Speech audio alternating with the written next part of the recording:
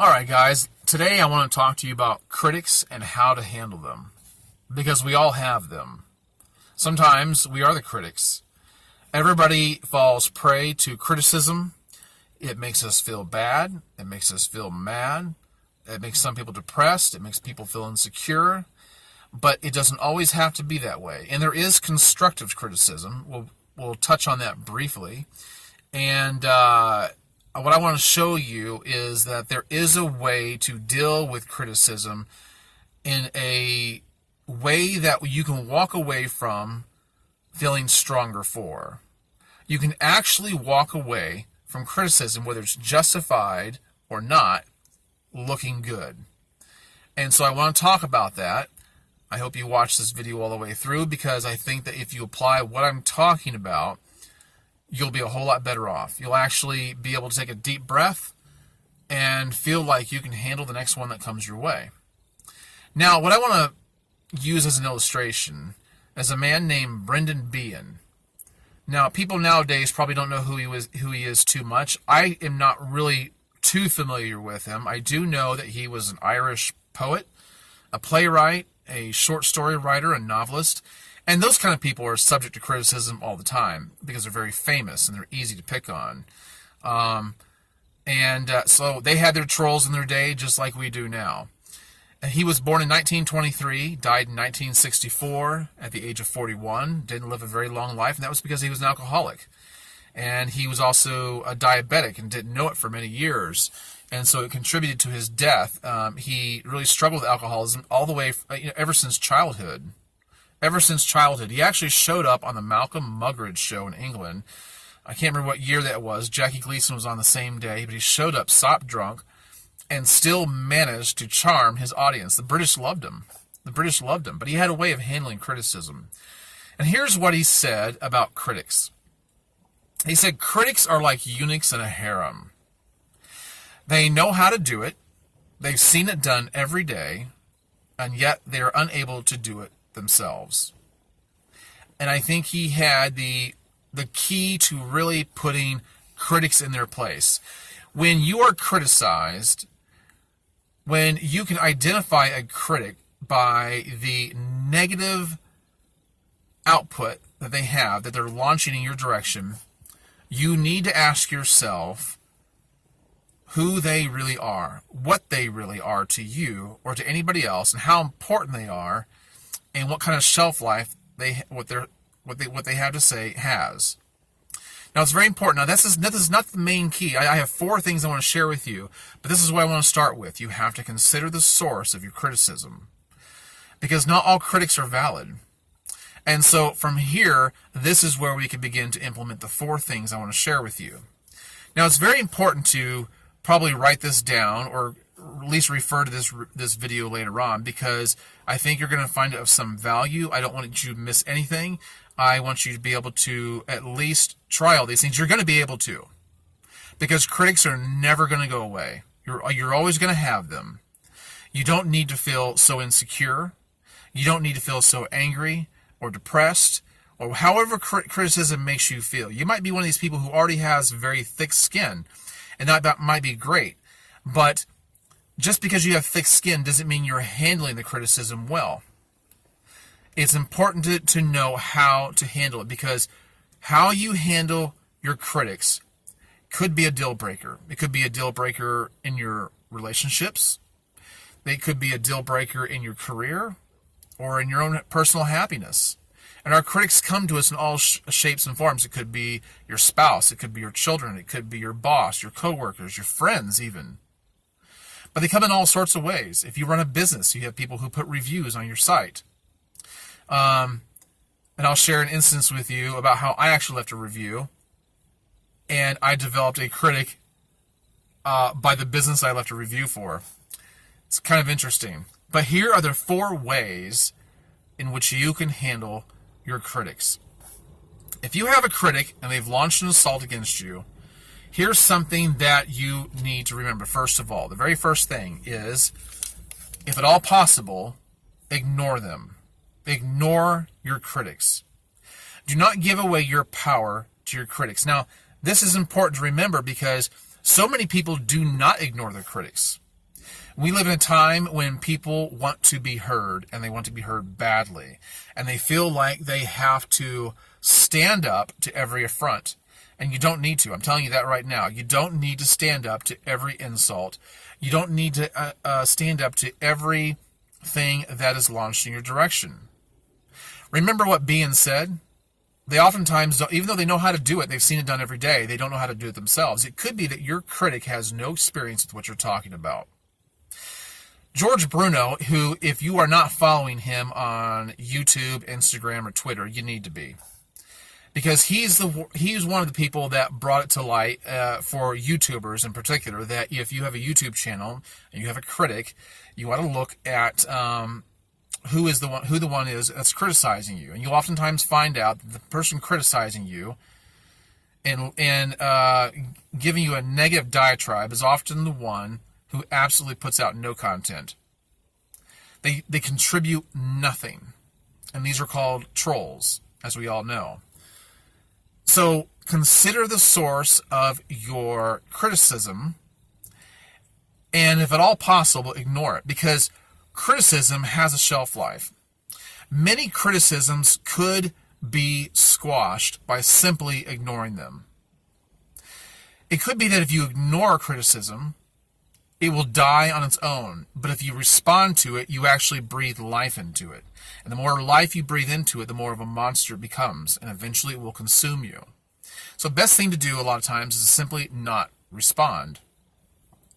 There's a YouTuber that I really respected a lot. A lot of people do. He has a very large following. And he comes across as a man's man. And if I said his name, a lot of people who watch this video would know who he was. And I really enjoyed his videos. I got a lot out of them. But one time, one of his viewers had a suggestion for him.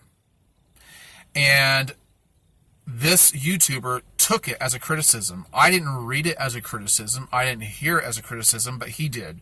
And it might have very well been a criticism. It's possible. But it wasn't malignant. And I didn't want to say what it is because you might know what you might have heard about it already. But the YouTuber took it as a criticism and raged about this viewer, this subscriber, on his video. I'm not talking about said something negative in response. He raged about him. That YouTuber lost all of my respect because it showed me how weak and how thin-skinned he actually is. He has this persona of being a strong man, a man's man. But when I saw how fragile and delicate his ego really was, he lost my respect. And so keep that in mind. Keep that in mind that you could appear stronger and even feel stronger if you simply don't respond to the criticism. You don't have to respond to every critic. It could very well be that you will actually appear stronger. Consider the source. They may be a nobody who does nothing. And that's okay.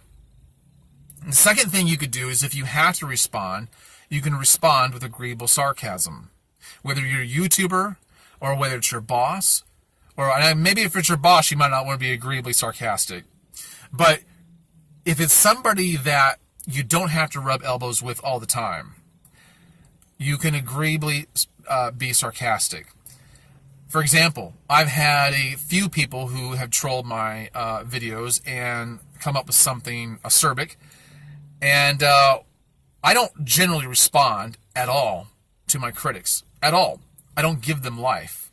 I don't make them powerful. I don't give up my own power. But on one occasion, one guy went off on, I just launched his negativity in my direction, and all he did was respond with, "I really appreciate you watching. I want to thank you for that.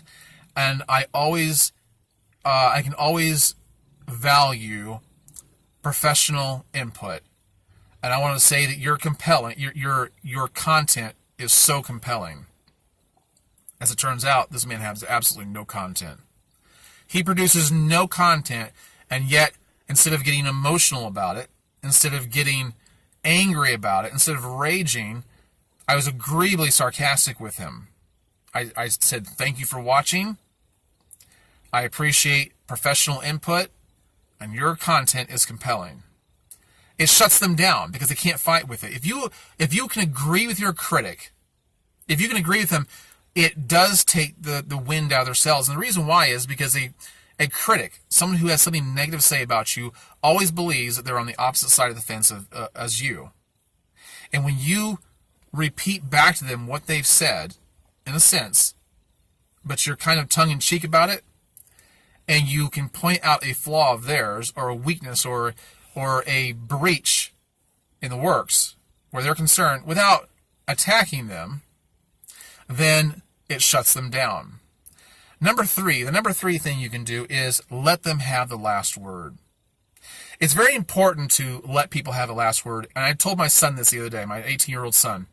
I said, if you're ever in an argument with somebody, and you find yourself arguing with them, because usually arguments happen as a result of ego. You want to be on top, you want to win, or perhaps someone has said something about you don't like, and you feel like you need to answer it. You may find yourself, even though you're hearing this, you may find yourself still doing it. What's important to do, whether it's an argument or just a heated debate, is let the other person always have the last word. And that is so incredibly hard to do. Why is that important? It's important because it's the more public it is, the more people that see this going on, this exchange, the more important it is to let the other person have the last word. The person who has the last word never looks good. Never. I don't care how wrong they are. I don't care what they just said about you. You let them have the last word. What you do is, since you're already responding, what you do is you state the facts. You might have to defend yourself. You might be in that position to defend yourself. If someone outright lies about you, and you know that other people who are of some kind of importance or people that you value, if you know they're hearing it, you might feel like it's important to defend yourself, and it may be. What you do is state the facts. Don't attack the other person necessarily, but you can state the facts. Police report style. When I say police report style, what I mean is very staccato response. That means that you give your punch list response to everything that just occurred. You say, that's not what happened. Here's what happened. 1, 2, 3, or A, B, C. You list it out. You drop it. Let them say what they want afterwards. Let them say what they want. But you let them have the last word, especially the more public it is. Recently, downtown Lakeland here, I walked into a bar because as I walked by, there's an upright piano inside. And this bar, when it would advertise its drinks on Facebook, they had font on their window. For their graphics was what I would call ragtime font. All the ragtime music back in the day in the early 1900s had this font in their on their sheet music, and you would see it in windows in the early 1900s. And in the pictures of their drinks, they had sheet music along with the drinks from that era, and some of it was just early 1900s. So when I walked by, and I play the kind of music on the piano that came from that era. When I walked by and I saw a piano inside, I told my wife, I said, I'm going to go inside and I'm going to ask them if I can play their piano. So I did. It was about 12:30 in the afternoon. And as I walked in there, the bar was full, all lined up with patrons, and the female bartender was standing there at the end, and so was the other owner. And so I asked them, they asked me if they could help me. I said, yes. I said, does anybody play your piano?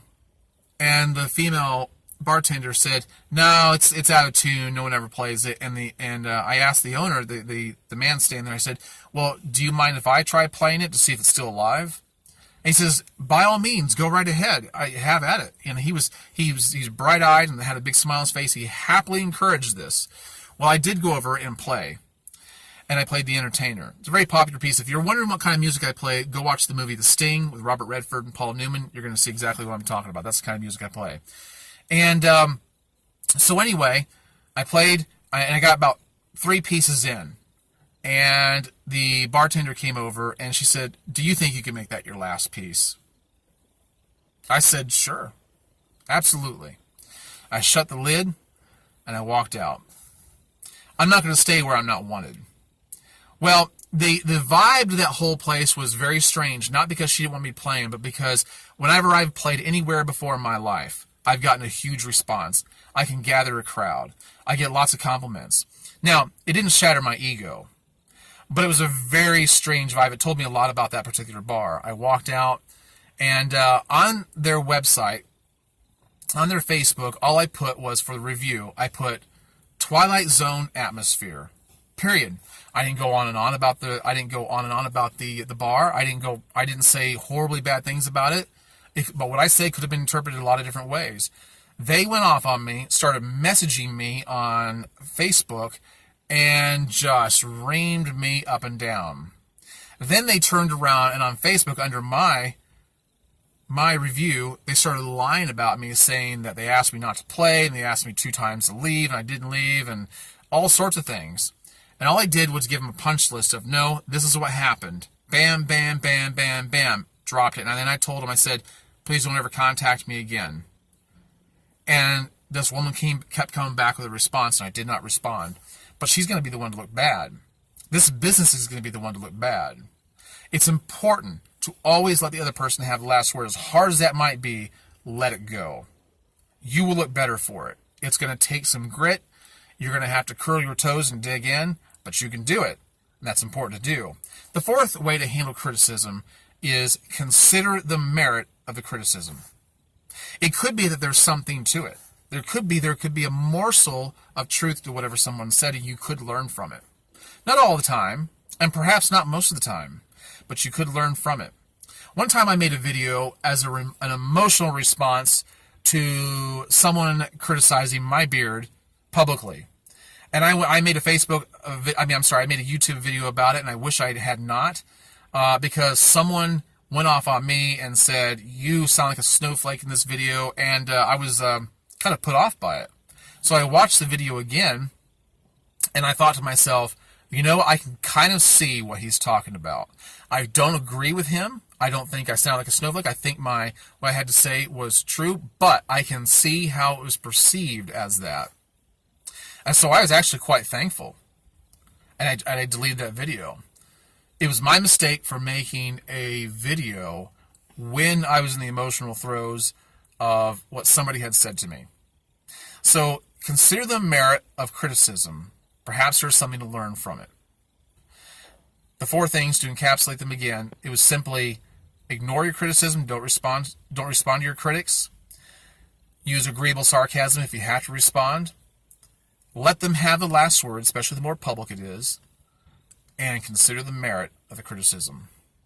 Guys, I hope that's helped. If it meant anything to you, hit the thumbs up button, share it with somebody that probably needs to hear it, and subscribe if you haven't already. All right, thank you. I'll catch you later. Bye-bye.